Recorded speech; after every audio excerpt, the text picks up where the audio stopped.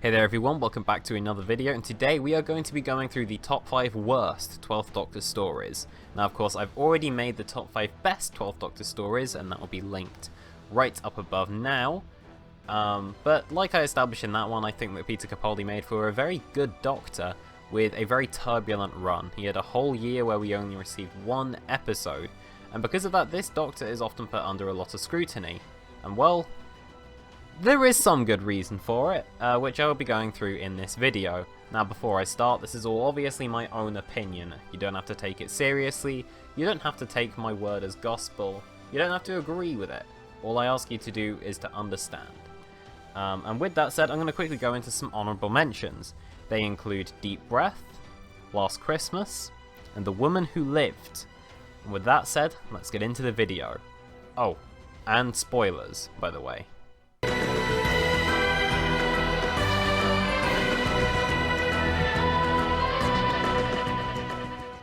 In 5th place, we have a story that I don't think anyone really wanted. Most of this episode focuses on Clara, Danny Pink, and children. And unfortunately, all of those three things, Danny Pink, Clara, and children, do nothing. To be honest, there is literally no conflict in this story whatsoever, save from a couple of tigers that show up from here to there. And what I will say is, to his credit, Peter Capaldi really tries his best with this script, and he actually does have some great moments in this story, but the ideas present here are just bland. The pace is practically non-existent, and a lot of its direction is just really bland. That's the best way I could describe this episode. It's so bland that it just completely goes under the wayside. It's got some decent production value, but the CG isn't the best. There isn't really such of a character arc at all in this story. Like I said, there's no enemy or threats for them to overcome really. It's literally just look for this girl in a forest. The plot has also got several plot holes to the point where it kind of just felt like they were coming up with it on the spot as it went along. A lot of the plot is just driven by convenience, or it's driven by nonsensical magic.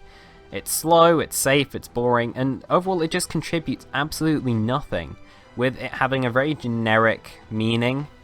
And once again, it's just too safe of a story. There is nothing to In the Forest of the Night.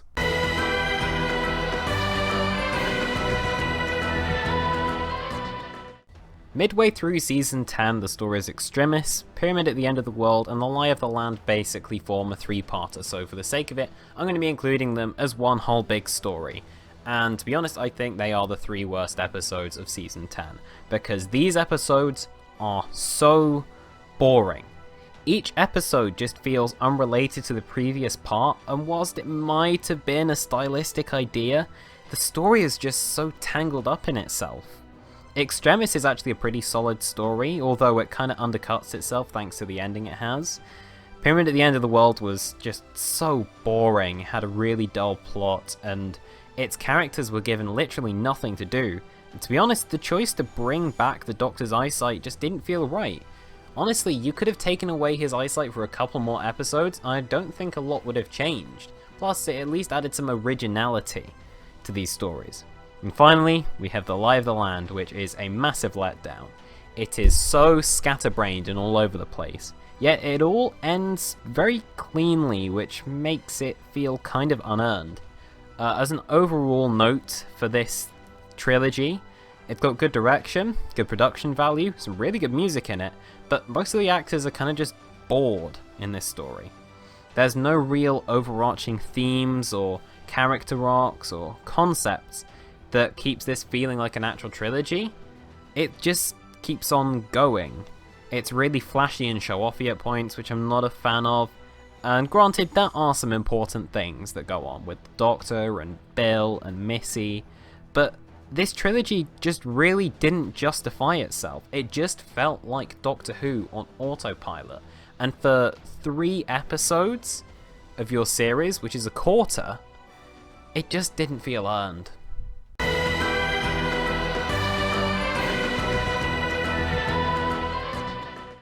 What the hell happened here? Why was this chosen to be a 2-part story? Why is anything in this episode?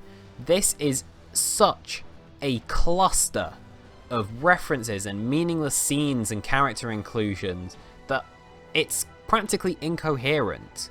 Missy's inclusion is fun, but she's kind of annoying and does barely anything. Clara, again, does barely anything in this story. Characters like the lady from the Sisterhood of Khan and this weird snake guy, they didn't need to be here. Even the Daleks, for crying out loud, didn't need to be here. This story only needs to be about the Doctor and Davros. And to this story's credit, those scenes are great. But so much time is wasted for us to get there. So many stupid scenes, like them basically ruining the credibility of the Daleks here with them just being useless and often goofed on in this story. There's just literally no threat at all to the characters. Like I said, I like what they're doing with the conclusion of the Doctor and Davros, but it's just so clustered and messy that it's hard to take away what this episode is actually trying to take away. Another thing I want to add is that the dialogue in this one, it's pretty bad, to be honest. I wasn't even that wowed by the camera work in this one. This story's just such a mess.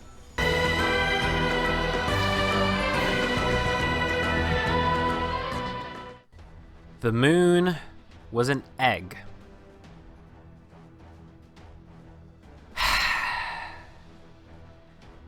Kill the Moon is an episode that is actually quite polarizing in the Doctor Who community. I know there are a lot of people that think this is one of the best Capaldi episodes, and equally there are a number of people that think this is one of the worst. So I'll start this off by saying that the moon is an egg. And basically the idea of this is it's trying to have parallel themes to abortion, which could be interesting. The world decides whether or not they want to kill this life form so they can keep their moon. And then at the end of the episode, the thing hatches anyway, and the moon is replaced anyway, so basically this whole decision was completely meaningless. This episode adds absolutely nothing whatsoever, and is just filled with so much lecturing to the viewer from characters. I think Clara is really annoying in this episode. There's that kid who didn't need to be in here. There's the scientist lady who, I mean, as you can tell, I remember her a lot. And there are loads of other character inclusions that just feel kind of unnecessary. The cinematography was surprisingly bad. Usually, in the Capaldi era, it actually looks very good visually, but in this episode it just wasn't really there. I also think its editing kinda sucks. And whilst, yes, it is in character for this Doctor, that doesn't mean I still like that Capaldi keeps on randomly leaving in the middle of the story. It's called Doctor Who and I'm watching for him. And it would be fair enough if I cared about Clara in this episode, but I just don't. The plot is just so pointless and really irritating that it just didn't give me a lot to work with, really. I guess I can appreciate some of the acting here. I guess I can appreciate the music, but that's almost always good.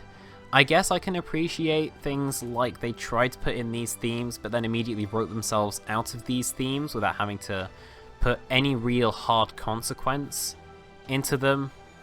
And in terms of character development, look, this episode's really there just so they can have the Doctor and Clara argue with each other. It just didn't work for me. I'm not a fan of Kill the Moon, personally.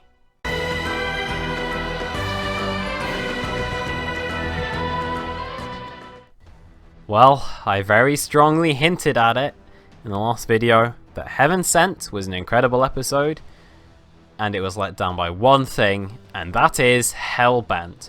For God's sake, what was this story? For starters, it was built on the idea of being the big showdown between Rassilon and the Doctor. It was the Doctor's big return, and it's in it for about the first 10 minutes, and then it moves on to something completely irrelevant. Rassilon, who has always been one of the coolest Doctor Who characters, is relegated to some just boring bald guy who gets beaten really quickly. And then all of a sudden we go into this prophecy idea, which just comes out of nowhere. We're never properly told what the hybrid is or why we should care about it. It's just there all of a sudden. And the answer they give to the hybrid is just so tacked on. Oh, it's Clara and the Doctor. Oh, it's the Doctor being half human. Did Moffat even know what the hybrid was meant to be? There are just so many meaningless references and other plot lines in here that just drain any engagement I had in this story. Gallifrey is barely in the episode, which gives a massive middle finger to 1, the mythology, and 2, the huge amount of setup they gave it previously. The pacing is ridiculously slow, in particular in the first act where it's very slow. And then we think, okay, at least it's building to something. Then it immediately rushes through a load of things, and then slows us right down again to this stupid hybrid thing.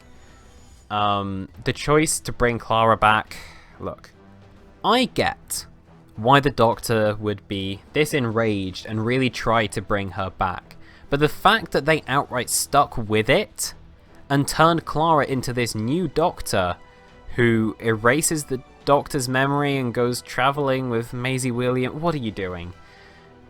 Ultimately, this story just really sidelined the Doctor. This felt like Clara's episode, which is weird given the fact she had literally just died. This story's just got terrible character treatment, really big letdowns in terms of what people actually want to see, a huge amount of retconning and pointless plot lines going on here. This is an absolute mess of a finale. Anyway, rant over. Thank you so much guys for watching. If you guys enjoyed this, be sure to subscribe, like and comment. Next up on this channel, I'm going to be covering the best and worst of the 5th Doctor. So yes, I'm going to be covering 2 Peters back to back. I hope you guys enjoyed this video, as well as my previous top 5 best 12th Doctor stories. And like I said, if you guys enjoyed this video, be sure to subscribe, like and comment. And I'll see you guys in the next video. Goodbye.